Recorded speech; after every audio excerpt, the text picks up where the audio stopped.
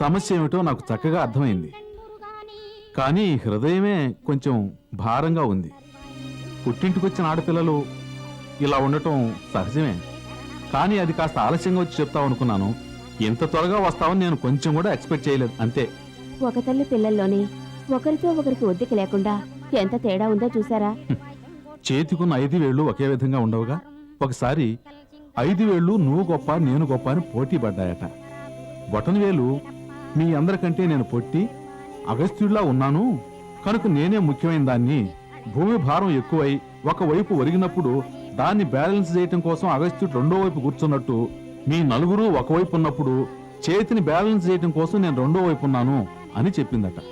తరువాతి వేలు ఎవరినైనా దేన్నైనా ప్రత్యేకంగా చూపించాలంటే నన్నే యూజ్ చేస్తారు, అందుకే నాకు చూపుడు వేలని పేరు, అందువల్ల నేనే ముఖ్యమైన దాన్ని అందట. మూడో వేలు నవ్వుతూ చూసి మీ అందరికంటే నేనే బాగా పొడుగ్గా ఉన్నాను కనుక నేనే గొప్ప అన్నదట.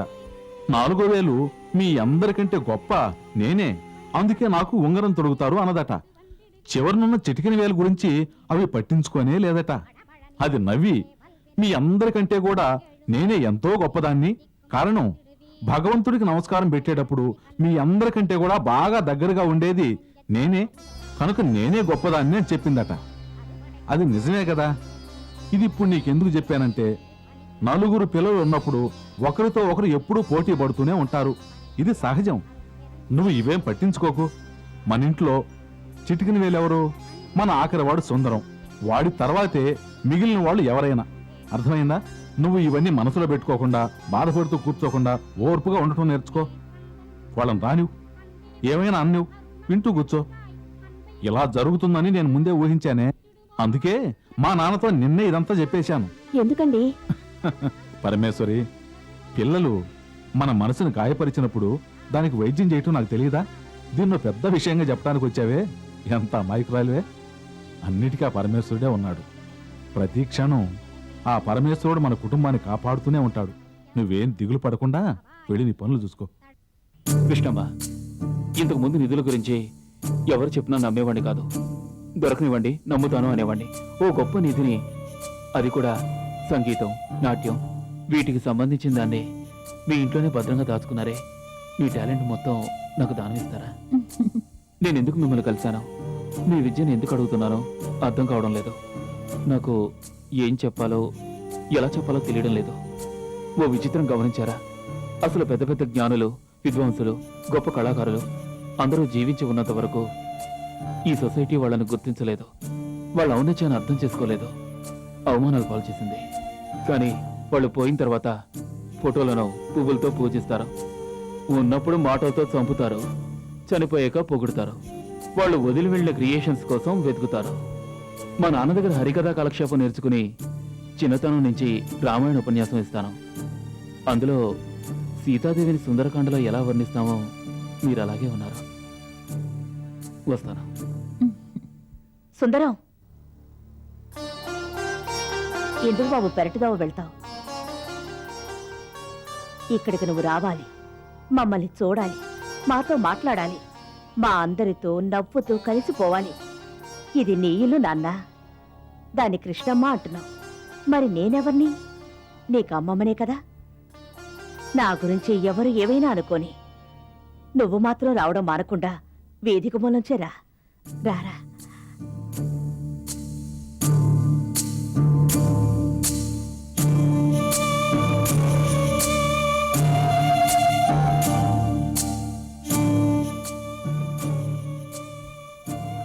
నాయనా, చక్కగా మంత్రాలు శ్లోకాలు నేర్చుకో, బాగా చదువుకో.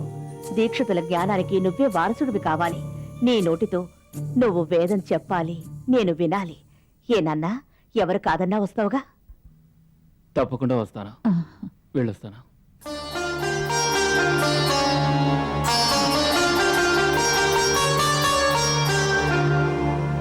అయ్యయ్యో, ఇంటికొచ్చిన పిల్లాడికి పలహారం పెట్టకుండా పంపించేశానే.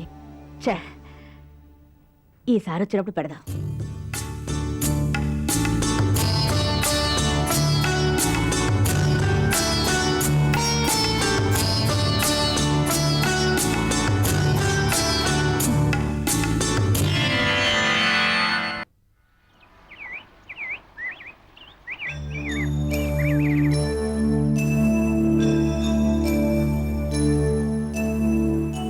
నమస్కారం.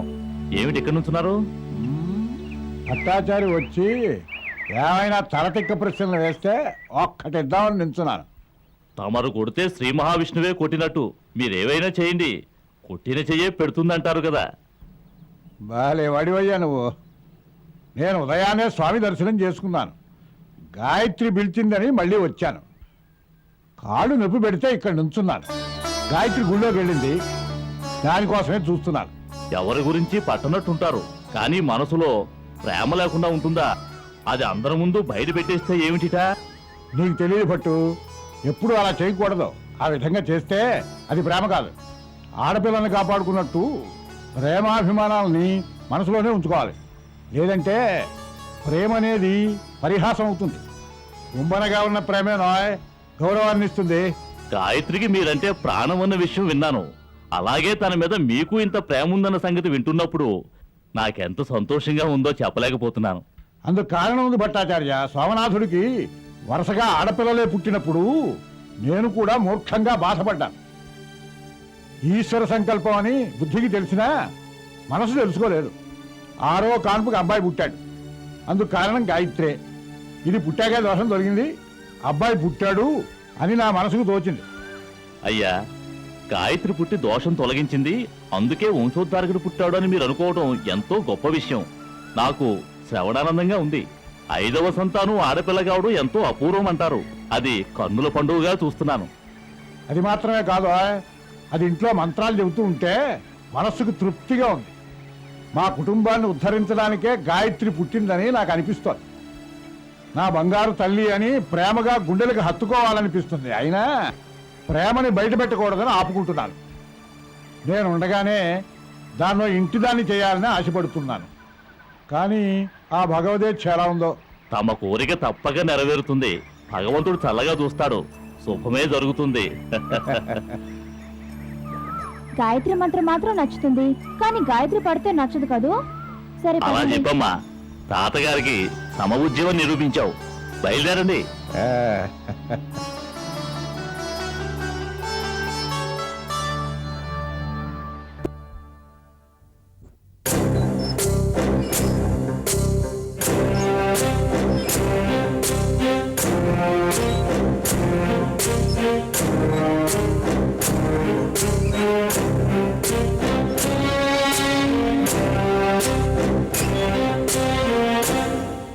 చిన్నయ్య, తాంబూలం పెట్టి పట్రా.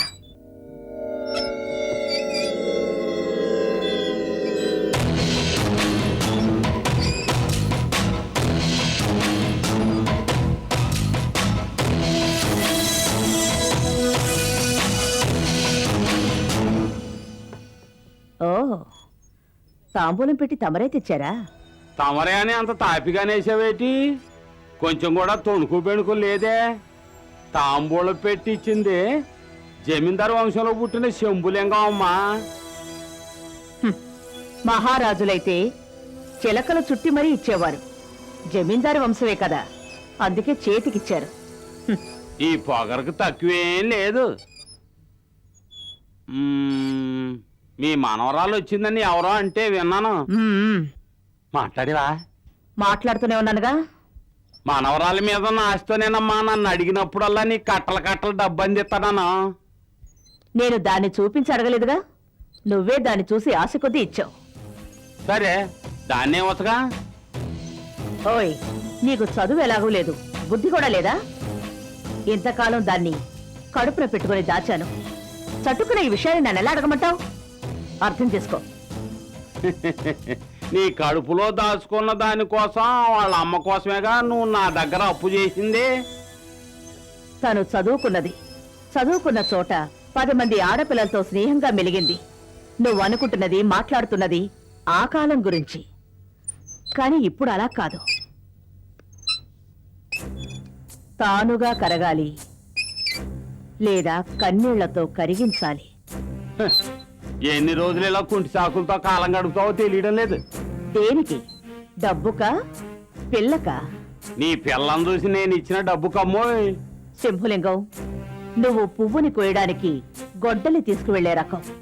4 రౌడీలతో తోటలో ఉన్న ఇంట్లో బాటిల్స్ తెరిచి రాక్షసంగా ఆనందించే మూర్ఖుడివి. ఇది అటువంటి చోటు కాదు. ఏదో మాట్లాడుతున్నాం కదా అని నన్ను తక్కువగా అంచనా వేసి నువ్వు తప్పు చేశావు. మనోహరి,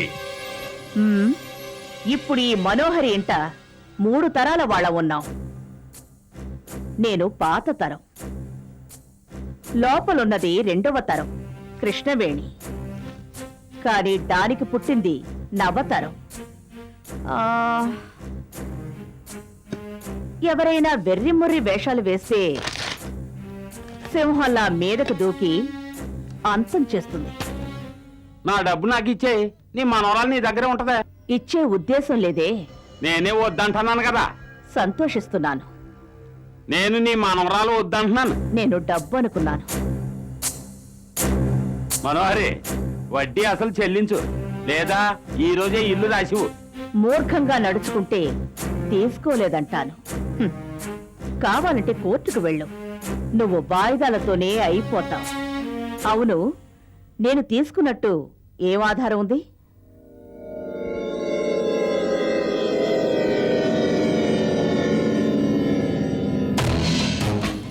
నీ తాంబూలం పెట్టుకో. మసి పూసింది నేనే.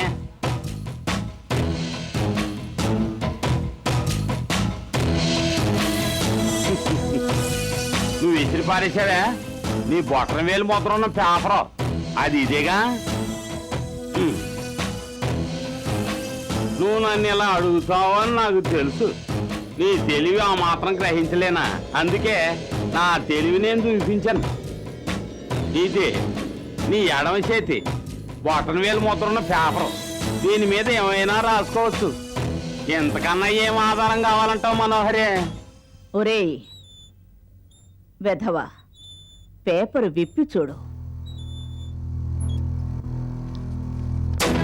అమ్మ మనోహరి, పేపర్ నలిపేసావు అనుకుంటే ఇల్లే తీసావే. నన్నే మోసం చేస్తావా? రే, నేను ఆనాటి రాజనర్తకిని. నా నడకలో పావు మెళుకువలుంటాయి. చిన్నయ్య పెట్టినప్పుడు తాంబూలం పెట్టి చూసి నుదుటి బొట్టు సరిచేసుకుంటాను. మిలమిల మెరిసిపోయేట్టు పాలిష్ పెడతాడు. దాని మీద మసి కనిపించగాని ఈ మనోహరి తెలివి గ్రహించదనుకున్నావా? ఏరా, చేతిలో చిల్లర లేనివాడు దేవుడైనా వాకిట్లోకి రానివ్వకని ముద్ర పట్టి నాట్యం ఆడిన దాన్ని నా వేలి ముద్ర తీసుకుంటావా? ఊరికే పరిచయం చేసి చూశానులే. నీది పెద్ద చెయ్యమ్మో. నన్ను నువ్వు చెంపు. దేవుడు నీకు తెలివినివ్వకపోయినా ఆశలు ఎక్కువగానే ఇచ్చాడు. తుపాకీలోంచి దూసుకొచ్చిన రబ్బల ఈ మనోహరి పెట్టిన గురిని ఎవ్వడూ మార్చలేడు. నాకు ఎప్పుడు ఏ విధంగా ఏం చెయ్యాలన్నది చాలా చక్కగా తెలుసు. మాకు మా మాటని పరపతిని కాపాడుకోవాలన్న అహం కొంచెం ఎక్కువగానే ఉంటుంది. చిన్నయ్య, ఏమిటమ్మా? నాకు గుడికెందుకో రాబుద్ది కావడం లేదు. అయ్యయ్యో, అలా మాట్లాడకూడదమ్మా. దైవ సన్నిధానానికి రానని చెప్పడం ఎంతో తప్పమ్మా. వచ్చి మాత్రం ఏం ప్రయోజనం చిన్నయ్య? మన కష్టాలు చెప్పుకోవడానికేగా ఇక్కడికి వస్తాం. కానీ ఆ దైవమే విననంటే ఇంకెవరితో చెప్పుకోగలం చెప్పు? మనుషులకున్నట్టే దేవుళ్ళకు కూడా అమ్మ, నాన్న, అన్న, తమ్ముడనే బంధాలున్నాయి. కానీ నాకు మాత్రం ఎందుకు లేవు చిన్నయ్య? ఊహ తెలియని వయసులో ఈ వేదన నన్ను బాధించలేదు. మిగిలిన వారు మాట్లాడే మాటలకి అర్థం తెలియలేదు. ఇప్పుడు అంతా అర్థం అవుతోంది. ఒక్కొక్కరు అడుగుతున్న ప్రశ్నలకి 1000 అర్థాలు గోచరిస్తున్నాయి. చిన్నయ్య, నిజం చెప్పు ప్లీజ్. అమ్మకి నా మీద నిజంగా ప్రేముందా లేక పుట్టింది కదా తప్పదని చూస్తోందా? అయ్యయ్యో, లేదమ్మా. ఆ ఊహే నీకు రాకూడదు. అమ్మని అనుమానించొచ్చా? తను నిన్ను నిజంగా ప్రేమిస్తోంది. మరెందుకు నేను అనుభవిస్తున్న ఆవేదన ఆవిడికి అర్థం కావడం లేదు. ఆవిడ 4 గోడల మధ్య గడుపుతోంది. నేను ఆ విధంగా ఉండగలనా? అలా ఉంచాలనుకుంటే నన్నెందుకు ఎక్కడికో పంపి చదివించడం? చిన్నయ్య నువ్వు మాతోనే ఉంటున్నావుగా?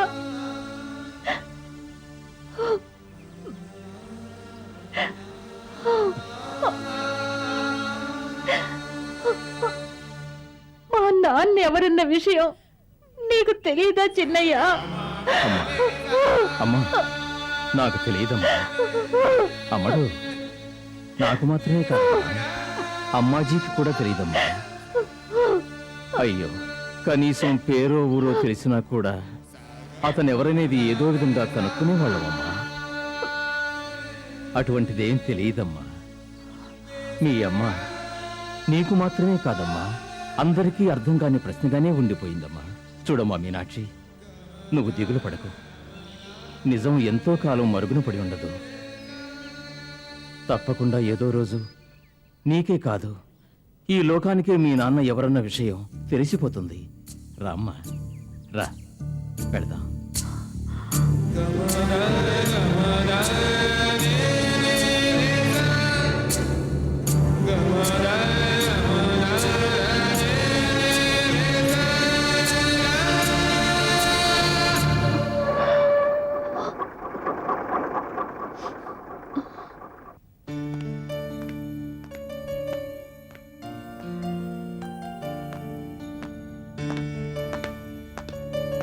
నిన్ను చూస్తుంటే నాకు అసూయగా ఉంది. ఎందుకు అమృత? తండ్రి అయిన తుపాకీ బెదిరింపు లేని అదృష్టవంతురాలువే నువ్వు. తండ్రి లేకుండా, తండ్రినే కవచం లేకుండా బయటికి వెళ్తే అవమానం. ఒక ఆడపిల్ల స్వేచ్ఛను చంపేసే మొదటి శత్రువు వాళ్ళ నాన్నేనే. నువ్వు ఉన్నట్లు స్వతంత్రంగా నేను ఉండలేకపోతున్నాను. అందులోనూ తను సంపాదిస్తున్నానని భార్య పిల్లల్ని బానిసల్లా చూస్తుంటే ఆ బాధ అనుభవిస్తే గాని తెలీదు.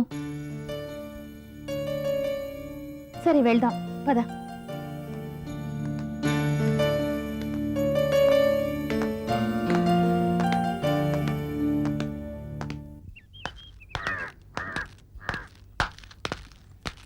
చూడు, దీక్షిత్ వచ్చే టైం అయింది. నువ్వు నేను నేర్పించినట్టు అన్ని డైలాగులు చెప్పాలి, సరేనా? ఇదిగో ఈ 1000 రూపాయలు ఉంచు. నాకున్న టాలెంట్కి ఇంతవరకు ఎవరూ అవకాశం ఇవ్వలేదు. ఇప్పుడు మీరిచ్చారు.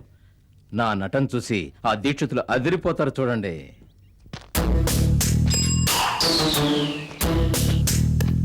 వచ్చేస్తున్నాడు ఆయనే, జాగ్రత్త. డబ్బులు అప్పులు పెట్టా.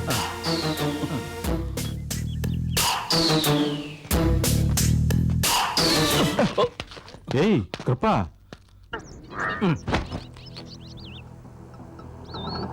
ఏదో ఒక ఊరివాడివని 1 నెల 2 నెలలు ఉండనివ్వచ్చు. జీవితాంతం ఉండనివ్వడానికి నేను వెర్రి విధమనా? పోరా. ఏమయ్యా, ఏమైంది? ఏమిటి గొడవ? 2-3 నెలలుగా నా రూమ్లో అద్దె ఇవ్వకుండా ఉంటున్నాడండి. నేను ఇవాళ ఇస్తాడు రేపు ఇస్తాడని ఎంతో ఓపిక పట్టానండి. ఇక మీదట నా వల్ల కాదు. పోరా గాడిదా. ఇదిగో ఊరుకో. అతని పరిస్థితి బాగాలేదు, నీకు డబ్బు ఇవ్వలేకపోయాడు. అందుకని అతను అనవసరంగా నోటికొచ్చినట్లలా మాట్లాడకు. నాకు వీడు బాకీ, నేను అలాగే మాట్లాడతాను. మీకంత ప్రేమ ఉంటే మీరే ఇవ్వండి. వీడికి ఎంత ఇవ్వాలి? 2000 సార్. సార్ వద్దు సార్, నాకు ఏర్పడ్డ అవమానం నేనే కష్టపడి పోగొట్టుకుంటాను. లేదురా, నాకు కష్టం రాగానే అడగకుండానే వచ్చి ఆదుకున్న వాడివి.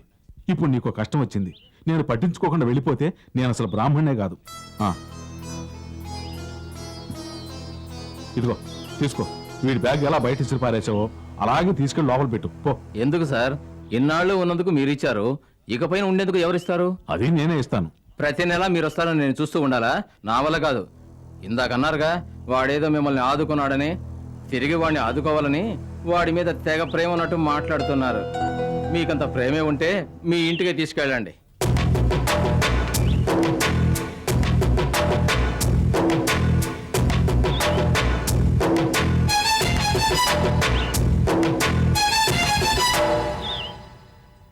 కృప, సార్ పద ఎక్కడికి సార్? మన ఇంటికి.